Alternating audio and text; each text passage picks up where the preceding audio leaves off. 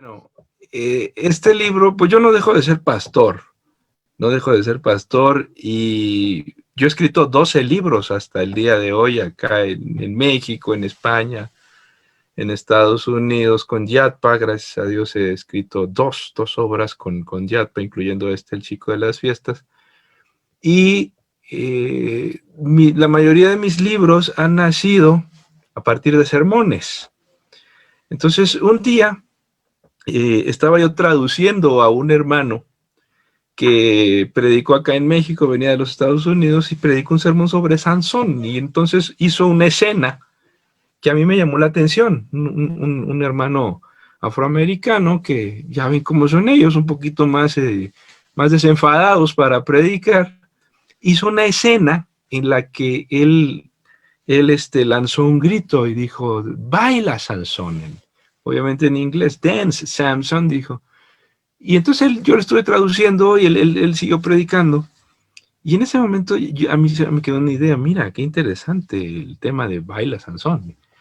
Y posteriormente yo elaboré un sermón a partir de algunas ideas sobre Sansón y lo empecé a predicar.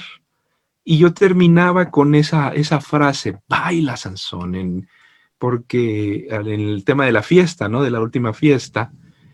Y el sermón fue tomando forma. Empecé a predicarlo por todo el país. A mí me invitan mucho en diferentes lugares. Nunca he creído que soy predicador para jóvenes, pero no me sueltan en eventos juveniles. Y después, en los Estados Unidos, pues hay mucha comunidad hispana. Empecé a predicar, una vez me acuerdo en Nueva York, predicar el sermón. Y cuando termino, vienen unos jóvenes y me abrazan y se ponen a llorar. Y a donde yo predicaba, yo veía que el sermón mordía mucho. Tú sabes cuando un sermón muerde, cuando la gente se conmueve, pero dije, no, pues estas no son mis palabras. Lo que pasa es que el personaje es muy rico y les pega mucho. Y entonces yo le puse al sermón El Chico de las Fiestas. No, pues con eso se prendía la muchachada, ¿no? Se prendía con el sermón. Y yo iba tocando algunos elementos, ¿no? La base del libro, El Chico de las Fiestas, es el sermón original que yo empecé a predicar en muchos lugares.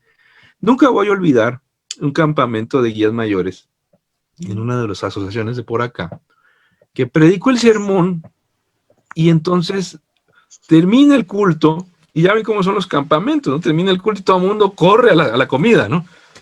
Pero la gente no se movió. Termino de predicar el sermón, la gente no se mueve, salimos y los muchachos se quedaron ahí en el lugar y se pusieron a llorar. Y después de ponerse a llorar, salieron al campo, se arrodillaron, se tomaron de las manos. Pues la verdad que para mí fue muy impactante que lo que estaba pasando, y dije, esta historia merece la pena, tengo que ponerme a investigar. Y empecé a elaborar un bosquejo. Para mí es muy difícil elaborar un bosquejo. Sentarme a escribir ya no me cuesta tanto trabajo, pero hacer el bosquejo original es muy difícil. Yo pasé una temporada en España, pasé 5 años en España como editor de la editorial Safeliz, y al final de mi estancia en España, dije, es el momento ya de empezar a escribir la obra, ¿no? Y empecé a escribir. Cuando uno escribe, en el caso mío, yo siento que está fluyendo. Cuando está fluyendo el texto, yo siento que el Espíritu de Dios algo me quiere decir.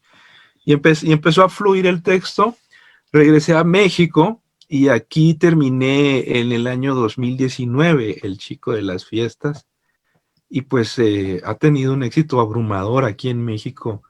Ha tenido 3 impresiones en un año, que eso es pues muy impresionante, sobre todo en nuestros países, donde un bestseller son 5,000 ejemplares. Pues este libro en un año lleva 3 impresiones.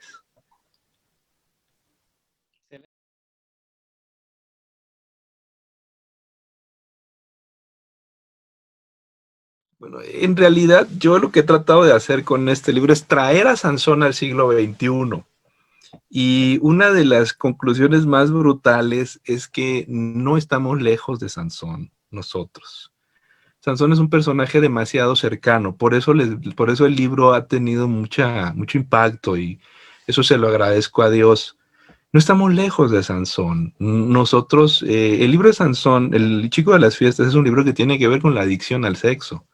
El sexo corre a lo largo de toda la vida de Sansón porque está vinculado con la intemperancia, está vinculado con la alimentación, con los hábitos, está vinculado con los apetitos. Y los apetitos no solamente son sexuales, hay diferentes tipos de apetitos, el no saberse controlar. Y esa es una situación que nosotros tenemos hoy.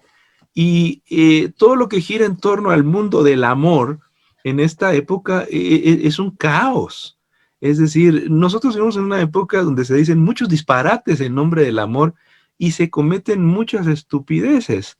Espero no estar diciendo una palabra que suene muy fuerte por allá, por Colombia, ¿no? Y quiero decirles que por eso la obra tiene, es decir, Sansón es demasiado actual, demasiado contemporáneo, porque al igual que Sansón, muchos jóvenes siguen hoy cometiendo terribles errores en nombre del amor.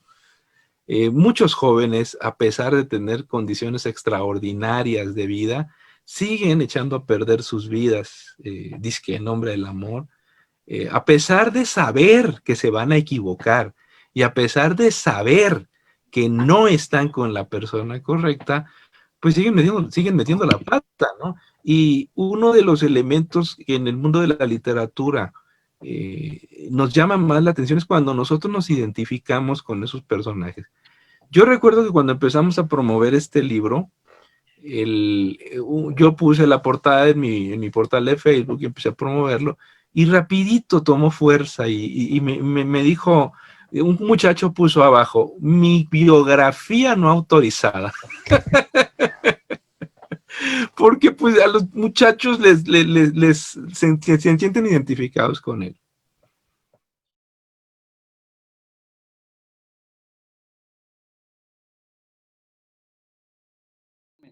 Bueno, la parte donde el de la mamá, la parte de la madre, el sepelio de Sansón.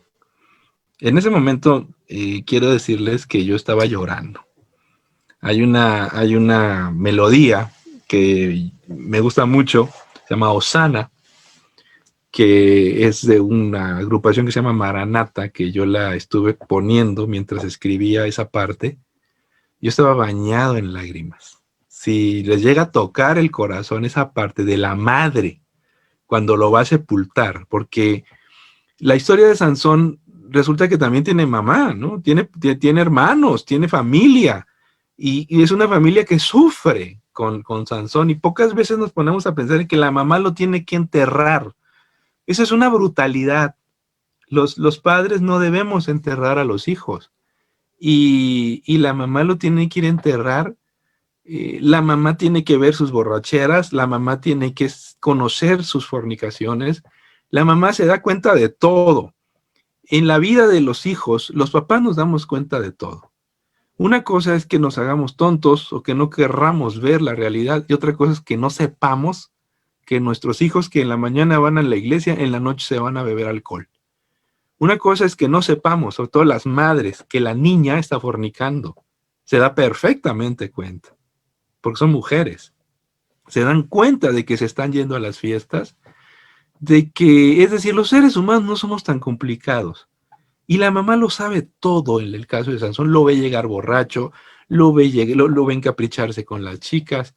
Esa parte a mí me sacudió. Y cuando yo la estaba escribiendo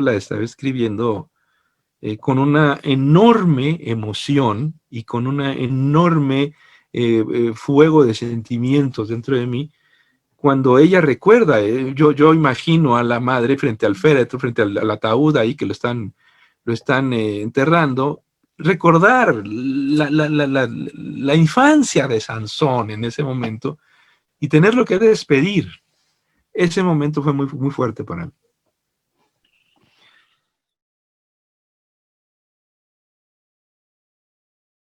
A muchos de nosotros se nos pasa igual. nos pasa igual, no estamos tan lejos de Sansón. Sansón es muy fuerte, pero la fuerza hay que aprender a dominarla. Entre los grandes temas de Sansón está la temperancia. La temperancia es dominio propio, tiene que ver con dominio propio. Y aunque uno sea muy fuerte, aunque uno sea muy capaz, aunque uno sea muy brillante, aunque uno sea muy inteligente, si no hay dominio propio, esa vida se va a echar a perder. Yo tengo una frase que repito mucho por acá: es mejor ser disciplinado que ser inteligente. Vale más ser disciplinado que ser inteligente. Yo conozco mucha gente inteligente que no sirve para nada, con título en mano, con universitarios inteligentes, capaces, pero brutos, que no se dominan, no se controlan, no son capaces de gobernar su vida y sus apetitos. Y pues a ese, si no lo agarra una chica o un chico, lo va a tomar algún vicio, algún mal hábito, porque así es el apetito. Es decir, tiene uno que aprender a gobernarse, tiene uno que aprender a depender del Espíritu Santo. Una de las maravillas del Espíritu Santo es que uno de sus dones es precisamente el dominio propio.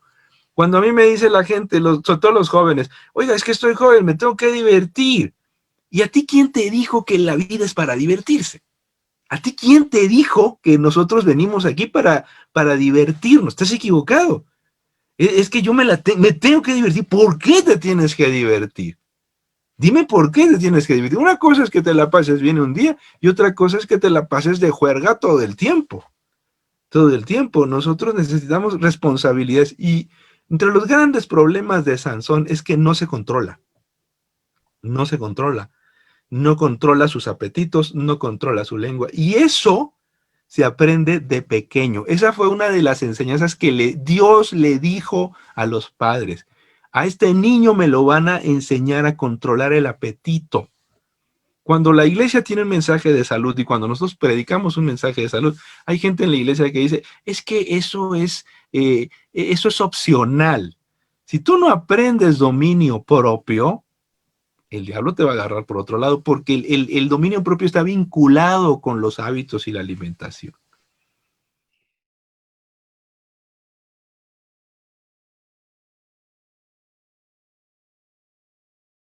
Lo que pasa es que nunca dice la Biblia que Dalila sea una filistea. Nunca dice la Biblia que Dalila sea una filistea. Dice que era del valle de Sorek. Y el valle de Sorek estaba compartido entre el sur de Palestina, ya las últimas de la tribu de Dan, y ya hacía frontera ya con los filisteos.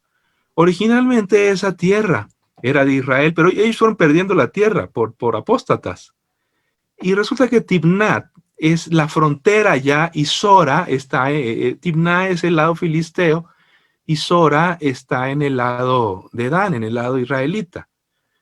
Pero Dalila nunca dice que sea filistea. Lo más probable es que sea una hebrea, porque le ofrecen una cantidad apabullante de dinero por atrapar a Sansón. Son 5,500 ciclos de plata, que es una burrada de dinero.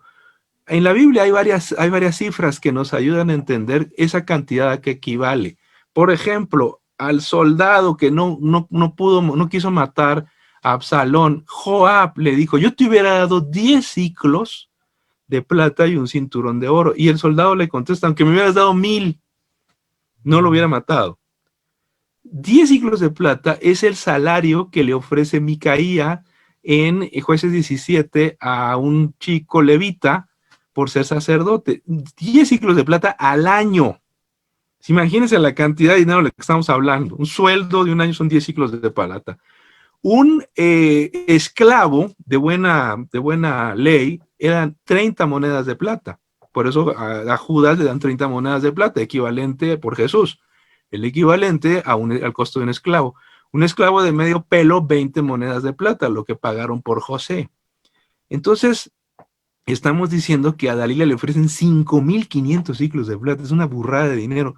Alrededor de 15 millones de dólares. 15 millones de dólares de ahora. Pero si lo trasladamos a aquella época, es una millonada de dinero. ¿Por qué le ofrecen tanto dinero? Muy probablemente porque no es una hebrea, no es una filistea, es una hebrea. Una mujer no podía sobrevivir sola a menos que fuera a través de la prostitución en aquellos lugares. Por otro lado, en Jueces 17, la historia de Sansón termina en Jueces 16. En Jueces 17 aparece una mujer millonaria. Justamente un capítulo después de donde termina la historia de Sansón, Dalila no murió en el episodio aquel de la fiesta filistea. Ese es otro argumento para pensar que no era uno de ellos. Ella no muere porque en el 17, Jueces 17, aparece una mujer millonaria cuyo hijo es Micaía. Y de pronto ella pierde, a ella le roban 1100 ciclos de plata, ¿no? Qué casualidad. No estamos hablando de poquito dinero, no son $100. 1100 ciclos de plata. Y entonces Micaía le dice, ¿sabes qué? Yo te los robé, pero aquí los tengo. Ay, hijo, muchas gracias. Entonces ella dedica un ídolo y le dice, mira, dame 200 ciclos, que es muchísimo dinero, voy a hacer una estatua, una imagen para adorar y te quedas con el resto. Oye, hermano, ¿quién regala esas cantidades de dinero? Una mujer que es muy rica y que probablemente se trata de Dalila. Si es en el caso de que sea Dalila, eso significa que Dalila no era una jovencita cuando se enredó con Sansón, que más o menos va a morir a los 40 años, de acuerdo con la Biblia. Luego entonces Dalila debió haber tenido entre 35 y 40 años cuando anduvo con Sansón, no sabemos cuánto tiempo anduvieron, pero ya tenía un hijo, y un hijo que aparentemente pasaba los 20 años. Es el hecho de que Dalila sea hebrea cambia toda la historia, porque como bien dice, la gente mala también está dentro de la iglesia. Cuando a mí me dicen, oiga, y si me caso con un adventista, pues también es un riesgo. El riesgo es menor. Pero en la iglesia tenemos hermanos con cola también, como decimos por acá. Tenemos uno que otro diablillo y que ya se sabe quiénes son. Pero como Sansón ya sabía perfectamente que Dalila no era una persona de la mejor línea, pero aún así se quiso meter ahí.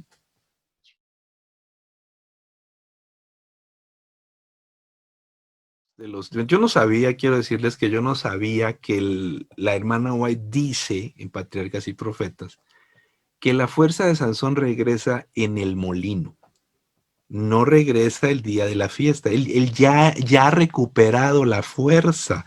Lo dice Elena White ahí en Patriarcas y Profetas, porque el arrepentimiento de Sansón, el arrepentimiento sincero se da en el molino.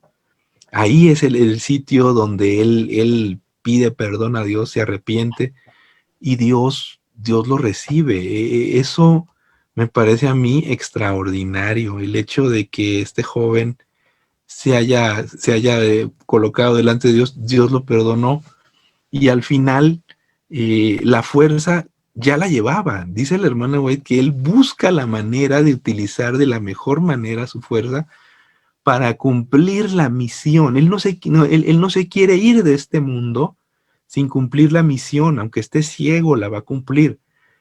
Por otro lado, no es un suicidio, no se debe confundir con un suicidio, porque él trata de cumplir la voluntad de Dios y su vida queda en las manos de Dios. Y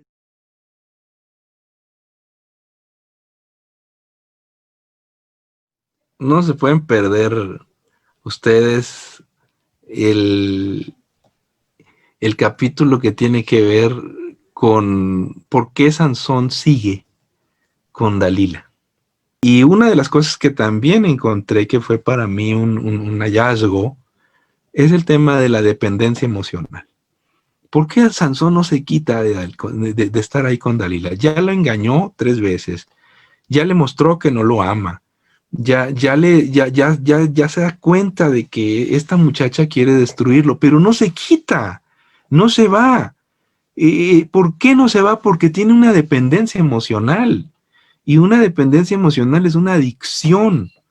¿Y por qué es adicto? Porque cuando uno no controla los apetitos, facilita la vida para que otras adicciones lleguen a ella. Sansón es tan fanfarrón y tan megalómano que es muy vulnerable a la manipulación.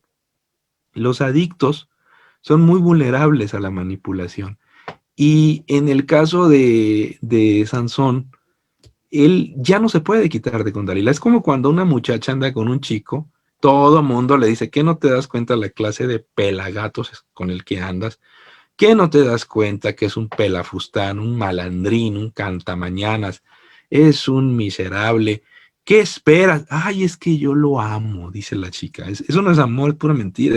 Es una dependencia emocional que le puede costar la vida, como le costó a Sansón. ¿Qué no te das cuenta que esa chica te engaña, te miente? ¿Qué no te das cuenta que esa chica no te quiere? Todo el mundo se da cuenta. Perdón, voy a utilizar aquí y utilicé a Gabriel García Márquez, su paisano, crónica de una muerte anunciada. Crónica de una muerte anunciada. Es decir, todo el mundo ya sabe que van a matar a fulano, a este chico, menos él. Y todo el mundo ya sabe que Sansón está metiendo la pata, menos él. Todo mundo sabe. Cuando un chico anda con una chica que lo está destruyendo, pero el otro dice, es que estoy enamorado. Eso no es amor, es dependencia emocional. Creo que esta es de las grandes cosas que yo he aprendido con esta historia, es esa. Hoy muchos jóvenes tienen problemas de dependencia emocional con el nombre del amor. Y eso los está metiendo en un riesgo altísimo.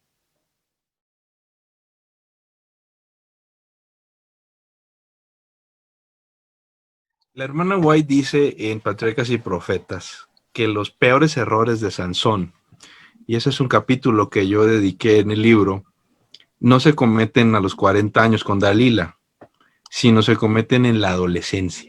Él no sabe escoger a sus amigos en la adolescencia. Y dice la hermana White en Patriarcas y Profetas que sus mejores amigos odiaban a Dios. Un factor muy importante en la vida de un creyente, es decir, de cualquier joven adventista. Si tú no sabes escoger tus amigos, tener amistades muy íntimas con gente que odia a Dios. Importantísimo eso. Y dice la hermana White que son estos amigos en la adolescencia los que lo van a inducir a sus primeras fechorías, ¿no? Ellos son los que le van a enseñar, no especifica la hermana White qué clase de malos hábitos le van a influir, pero ahí es donde va a empezar la destrucción de la vida de Sansón, en la adolescencia.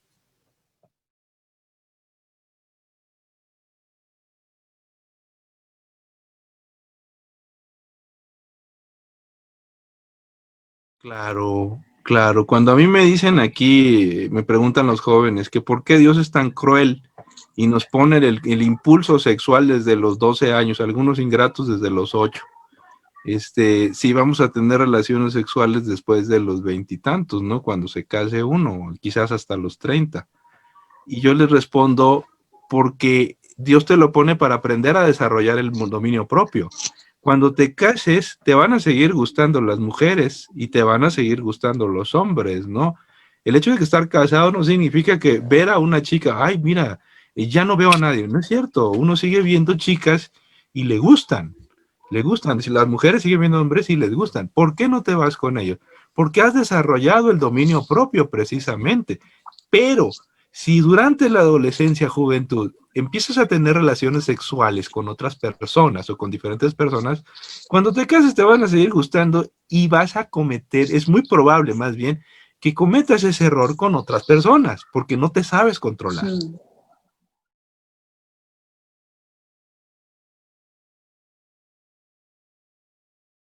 ¿Cómo lo va a confrontar? Pues con la palabra de Dios y con las nuevas decisiones. Hay que ser valiente. Ahora, si esas personas te alejan de Dios, ¿para qué sigues con ellos? Es decir, la nueva vida en Cristo conlleva también que si hay personas que no aceptan, no respetan tus decisiones espirituales, pues no puedes seguir ahí. El respeto tiene que ser mutuo. Mira, yo quiero seguir siendo tu amigo, pero ya no bebo alcohol, ya no voy a fiestas, ya no voy. ¿Quieres seguir siendo mi amigo así? Pues no, pues aquí terminamos. No hay mucho que pensar, pero yo no tengo, si me bautiza, no tengo por qué ceñirme a la voluntad de mis amigos.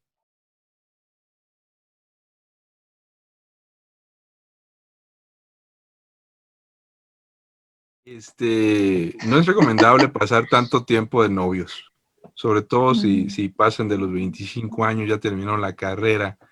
El noviazgo tiene un límite y se corren el riesgo de empezar a tener relaciones sexuales. Es decir, los noviazgos largos tienen ese riesgo, pero estar de novios nada más porque sí, se presta para peligro, básicamente de empezar a tener sexo, porque ya están juntos, ya se conocen, van para acá, van para allá, y está ese detalle. En el caso de Sansón, de por qué se enamoró, está el verbo ahí en la historia, dice la Biblia que Sansón se enamora de Dalila. El verbo hebreo que se utiliza en esa parte también se utiliza en otras para referirse a un capricho, es decir, Sansón se encaprichó de Dalila, nunca se enamoró, se encaprichó, porque los caprichos van vinculados a la intemperancia. La gente muy berrinchuda, muy mimada. La hermana White dice allí en Testimonios para la Iglesia, tomo 1, que lo berrinchudo no se quita a lo largo de la vida, que los niños berrinchudos no se les quita, pasan los 15, los 20, los 30, los 40, los 60 y siguen siendo berrinchudos. Cuando yo doy consejería a algunos matrimonios, que ya no doy tanta porque no tengo tiempo por acá, la mayoría de los divorcios son puro berrinche, es decir, pura gente indisciplinada, berrinchuda, mujeres caprichosas, hombres mimados, que tienen una inmadurez alucinante y que simple y sencillamente se divorcian por tonterías. Es decir, es completamente superable la situación. ¿Por qué no lo quieren hacer? Por caprichosos. Se pelean por unos calcetines, por un guisado mal hecho, por una palabrita que le dijeron. Esos son inmadureces que surgen a partir de una educación mala en la infancia.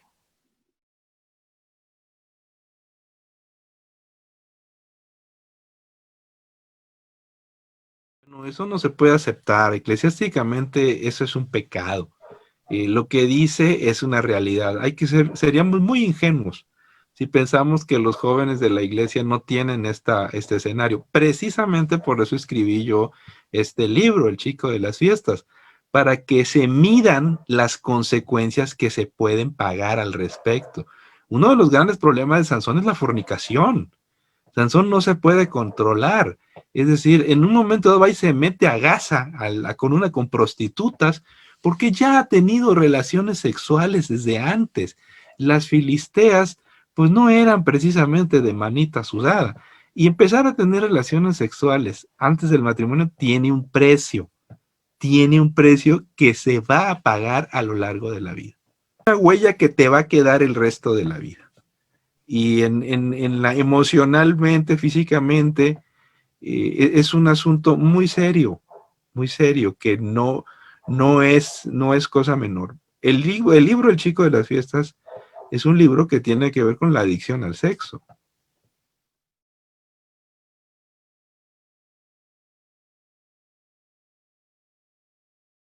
Esas preguntas ni siquiera se deben hacer, hermanos. Es decir, la Biblia dice que no. Si ya sabes, ¿para qué te metes? ¿Para qué te metes? Es decir, te vas a meter en un problema. Y la gente no cambia, no que por amor va a cambiar, eso no es cierto, eso solo pasa en las telenovelas. Menos casado va a cambiar. Van a pasar 20, 35 años y a lo mejor un día va a la iglesia y se bautiza, pero los 20 años de tragedia que vas a vivir en el mundo religioso es una cosa brutal. Ninguna religión, ni de la rama del cristianismo, ni los musulmanes, ni los judíos, cualquier religión recomienda matrimonios mixtos. Nadie los recomienda, porque en todos los casos el riesgo de incompatibilidad es elevadísimo. Para empezar, Dios le devolvió las fuerzas y luego aparece en el capítulo 11 de Hebreos, de los héroes de la fe. Entonces, al final del libro yo tengo un capítulo que se llama Sansón, héroe o villano, porque lo tomamos como ejemplo o cómo lo tomamos. Y yo concluyo que Sansón es un personaje extraordinario, sui generis, del cual hay que aprender mucho.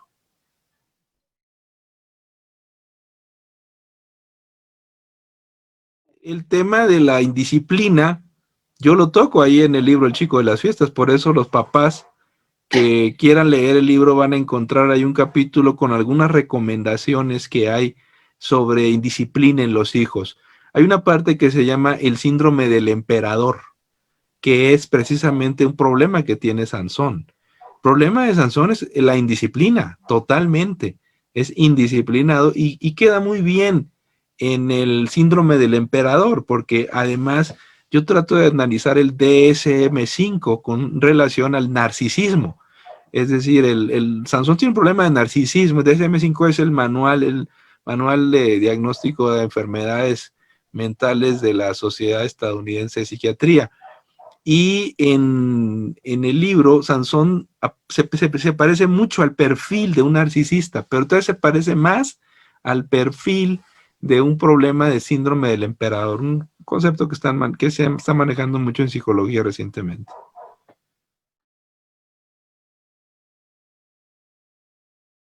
Bueno, la hermana White decía en los tiempos de su época que una persona que no pase los 20 años no puede pensar en el matrimonio, porque en aquellos años los 20 años eran el inicio de la edad laboral.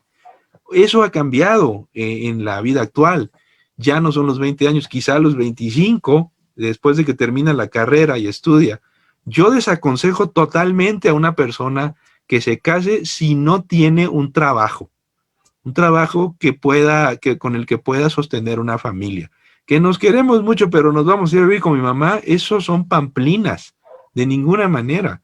Tiene que tener un trabajo para poder mantener una familia.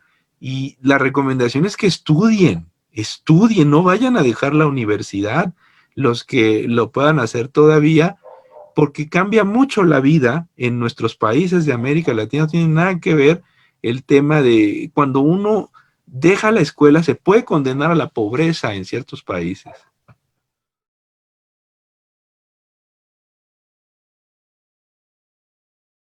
Esa es una pregunta muy difícil.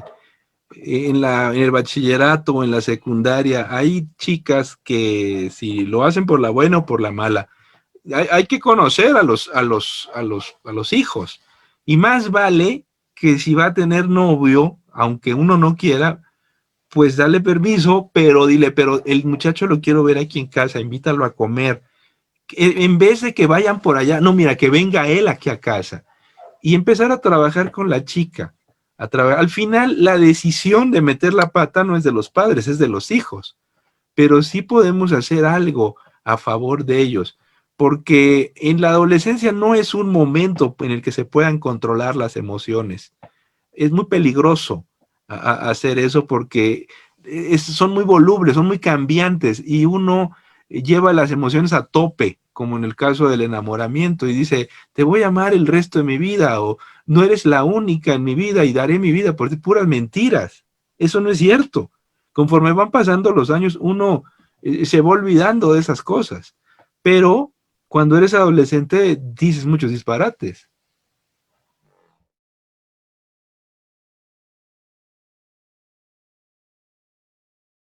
Los videojuegos son una adicción muy peligrosa que ya está en el DSM-5, es decir, ya está considerada como una adicción grave.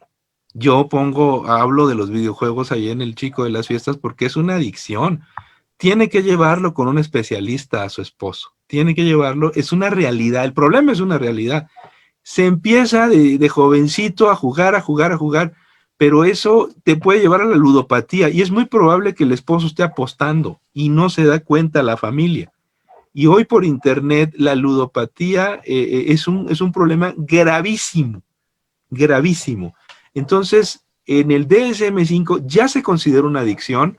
Eso no se arregla con una oración, no se arregla con una charla, se arregla con una terapia con un especialista. Hay que invertir en eso porque puede salir más caro más adelante. Gloria a Dios. Que Dios los bendiga. Muchas gracias. Buenas tardes.